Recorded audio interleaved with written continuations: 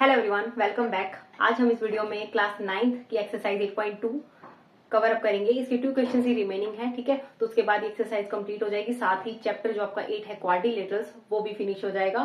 Then we will do circles. पहले जो 4 questions हैं 8.2 एक्सरसाइज के वो कवर अप हो चुके हैं।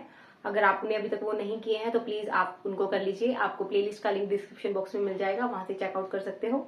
साथ ही अगर आप इस चैनल पर नए हैं तो please do subscribe and do like this video. Also do share this video with your friends and classmates and please watch till the end. Let's begin with question number 5। Question 5 की statement है, in a parallelogram ABCD, E and F are the midpoints of the side AB and CD. Show that the line segments AF and EC trisect the diagonal BD. जो diagonal है BD उसको AF and CE जो 2 line segments हैं वो trisect करती हैं। Trisect मतलब 3 equal parts में डिवाइड करना, which means DP PQ QB सभी इक्वल, ठीक है। हमें ये प्रूव करना है कि जो तीनों हैं वो इक्वल हैं, ठीक है। अब उसके लिए देखिए हमारे पास ABCD एक पैरेललोग्राम गिवन है। आसान सा क्वेश्चन है, ठीक है। सारा जो प्रीवियस नॉलेज है आपका, जो बेसिक कॉन्सेप्ट है वही यूज होगा, ठीक है। कुछ न्यू नहीं है इस क्वेश्चन में। तो हमें क्या गिवन है, देखिए as ABCD is a parallelogram which implies AB is parallel to CD and AB is equal to DC and DC, ठीक है। जो पैटर्न होता है ना एक्चुअली में उसी में लिखना होता है, इसलिए। अब देखिए E और F जो है वो इनके मिड पॉइंट्स है ना, ठीक है। अगर AB DC के पैरेलल है विच इम्प्लाइज जो AE होगा वो भी तो पैरेलल हो जाएगा FC के। अगर ये पूरी लाइन इसके पैरेलल है तो ये पार्ट भी तो इसके पैरेलल ही होगा। जैसे कि मान लीजिए 2 पैरेलल लाइंस हैं, ठीक है। 2 लाइंस पैरेलल हैं, अगर मैं इतने पार्ट की बात करूं और इतने पार्ट की बात करूं तो वो भी तो आपस में पैरेलल ही रहेंगी ना, ठीक है। तो वही चीज है। तो अब देखिए ऑल्सो AB जो है वो CD के इक्वल है और ये हाफ ऑफ AB है और ये भी हाफ ऑफ AB है। This one is half of DC and this one is half of DC। तो अगर ये दोनों साइड्स इक्वल है तो इनका हाफ भी तो इक्वल होगा ना। और ये क्या है half A which implies AE is equal to FC, ठीक है। हमारे पास क्या आ गया, AE जो है वो पैरेलल है FC के और AE जो है वो इक्वल भी है FC के। अब किसी क्वाड्रिलेटरल की अगर opposite sides, one pair of opposite sides जो है वो इक्वल और पैरेलल हो जाए तो वो क्वाड्रिलेटरल क्या बन जाता है, parallelogram. So we will write as one pair of opposite sides of a quadrilateral is equal and parallel which implies AECF is a parallelogram, ठीक है। देखिए अगर ये जो है क्वाड्रिलेटरल ये पैरेललोग्राम बन गया विच मीन्स जो EC है वो AF के भी इक्वल और पैरेलल हो जाएगी, ठीक है। which implies AF is parallel to EC and AF is equal to EC। देखना अब इसी कॉन्सेप्ट को हम यूज करते हुए इसको ट्राइसेक्ट प्रूव कर देंगे, ठीक है। तो देखिए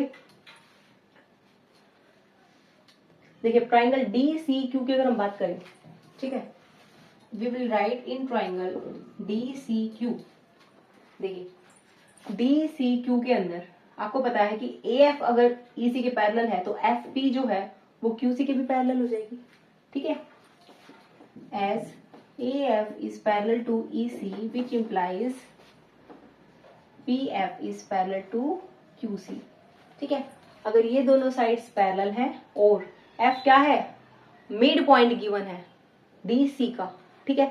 If F is the midpoint and PF and QC are parallel then by the converse of midpoint theorem, converse of midpoint theorem क्या कहती है कि the line joining the midpoint of one side of a triangle is parallel to the another side bisects the third side, ठीक है। तो देखिए by converse of midpoint theorem we will write by converse of midpoint theorem it gives P is the midpoint of DQ, ठीक है। अगर P DQ का mid point आ गया विच मीन्स ये इसके इक्वल आ गया। अब हमें इन दोनों को इक्वल प्रूव करना है, ठीक है। फिर ट्राइसेक्ट हो जाएगा। तो देखिए इन दोनों को अगर प्रूव करना है इक्वल तो हम इस ट्राइंगल को ले लेते हैं एपीबी को, ठीक है। तो देखिए इन ट्राइंगल एपीबी ट्राइंगल के अंदर अगेन एएफ जो है वो ईसी के पैरेलल है, तो एपी जो है वो ईक्यू के पैरेलल हो जाएगा, as AF is parallel to EC which implies AP is parallel to EQ, ठीक है। Now as E is the midpoint of AB, as E is the midpoint of AB and AP is parallel to EQ, तो आप क्या लिख सकते हो, so by using converse of midpoint theorem, Q is the midpoint of PB।